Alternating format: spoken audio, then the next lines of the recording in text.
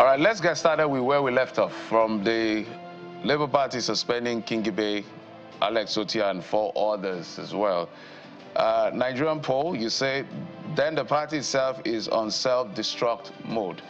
I couldn't agree less in that sense. Bukola, you have the next one. And that is from Justin Isiguzo. I hope I got your name correctly. Isiguzo. And you say the one that is not joining APC is getting suspended in their party. Don't blame APC for this. Absolutely. Exactly. So when the governor now defects, what will you now do?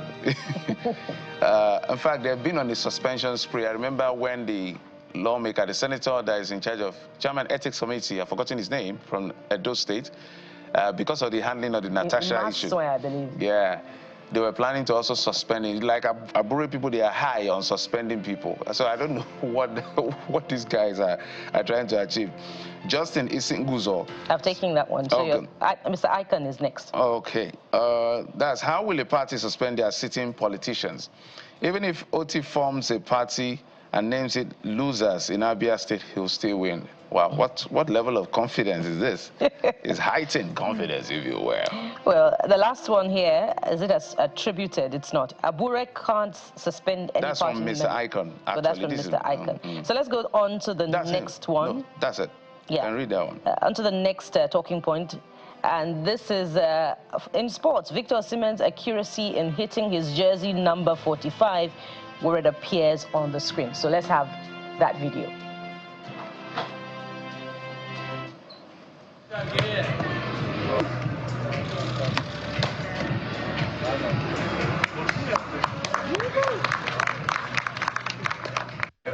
Lighter side, you know, we talk about a lot about politics, serious stuff. So sometimes we just bring these things to remind you that there are things to be excited and laugh about. So Victor Osimhen, it's just like a game. There's a screen where all you have to do is to hit a number just to check your accuracy. So his number in the he's hitting his jersey number accurately and all of that. But moving on from there, we have a video of where people got stuck in an elevator, but were later rescued.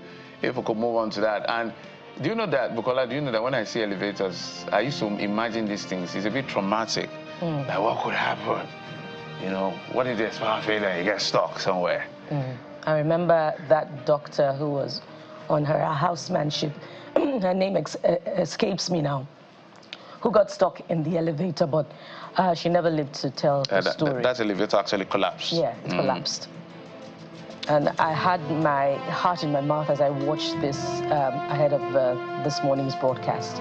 But thankfully, I could hear a sigh of relief as they were rescued. Yeah, the good news is that they were rescued. Whether it's part that came or they were able to be opened. So sometimes if the staircase is not as high, I just walk. After all, it's physical exercise. And no matter how sophisticated a building is, I always ask, is the elevator working? Are there any issues before I use the elevator? Okay, we don't want to tell you where this happens, so for the sake of the honors of the place.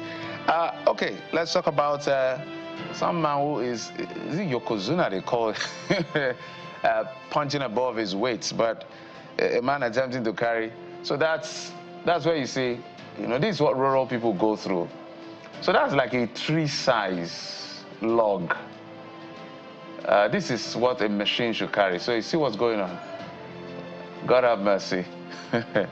Is this therapy or is this another way of... I feel he's done it before. Is it a coping mechanism, you know, to try to forget about buying petrol at 890 naira per litre and a bag of rice at over 100,000 naira?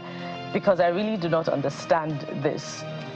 Because this is more burdensome when you consider the other problems in the country. That's why I started with rural areas. So these are the challenges. I don't know what it is, whether they usually use vehicle or any form of mobility in that sense to transport this log. But this is like a tree-sized log. I suspect he's been doing this before, but this one was beyond his strength. Or maybe it's another attempt at breaking the Guinness World Record.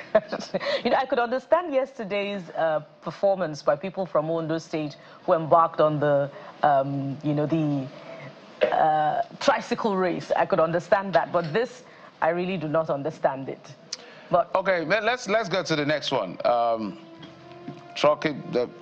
Well, I think this has to do with the BRT bus, shuttling TBS to Berger. We've talked about some of these BRT buses, but let's take a look. Okay, this is not a BRT bus one. Truck overloaded with bed foam seen on Lagos-Ibadan Expressway. But this is even, this one is even, this overloaded truck, I think this is even nice. I will not be alarmed. I've seen worse than this. Oh, definitely. I've seen way worse than this. This is even... I've seen trucks looking like they're going east and then they're going west. Then their tire... The same vehicle. Their tire is going to Ojo Elegba. Yeah. While their body is the left wheel is going east and the right wheel is going west. Is going towards Surulere. But we see this literally every day. Okay.